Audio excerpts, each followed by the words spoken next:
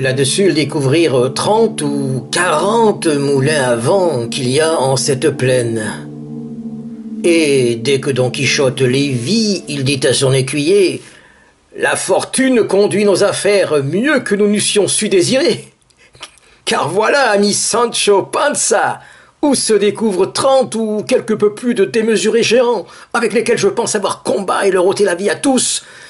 Et de leurs dépouilles nous commencerons à nous enrichir, car c'est ici une bonne guerre et c'est faire grand service à Dieu d'ôter une si mauvaise semence de dessus la face de la terre. » « Quel géant ?» dit Sancho. « Ce que tu vois là, répondit son maître, aux longs bras et d'aucuns les ont quelquefois de 2 lieues. »« Regardez, monsieur, répondit Sancho, que ceux qui paraissent là ne sont pas des géants, mais des moulins à vent.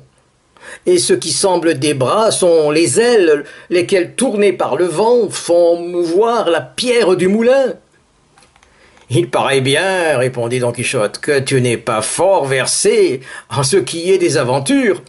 Ce sont des géants, et si tu as peur, ôte-toi de là, et te mets en oraison, tandis que je vais entrer avec eux en une furieuse et inégale bataille. » En disant cela, il donna des éperons à son cheval Rocinante, sans s'amuser aux cris que son écuyer Sancho faisait, l'avertissant que, sans aucun doute, c'étaient des moulins à vent et non pas des géants qu'il allait attaquer.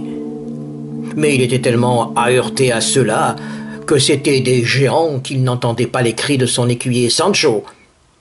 Il ne s'apercevait pas de ce que c'était encore qu'il en fût bien près. Au contraire, il disait à haute voix: « Ne fuyez pas, coarde et vile créature, car c'est un seul chevalier qui vous attaque. » Sur cela, il se leva un peu devant et les grandes ailes de ses moulins commencèrent à se mouvoir.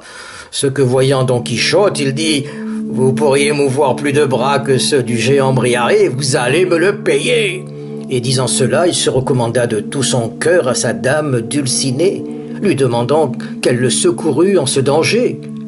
Puis, bien couvert de sa rondache et la lance sans l'arrêt, il accourut au grand galop de Rocinante, donna dans le premier moulin qui était devant lui et lui porta un coup de lance en l'aile. Le vent la fit tourner avec une telle violence qu'elle mit la lance en pièces, emmenant après soi le cheval et le chevalier, qui s'en furent roulés un bon espace parmi la plaine. Sancho Panza accourut à toute course de son âne pour le secourir, et quand il fut à lui, il trouva qu'il ne se pouvait remuer. Tel avait été le coup que lui et Rocinante avaient reçu. « Dieu me soit en aide !» dit Sancho. « Ne vous ai-je pas bien dit que vous regardiez bien ce que vous faisiez, que ce n'était que des moulins à vent, et que personne ne le pouvait ignorer, sinon quelqu'un qui en eut de semblables en la tête.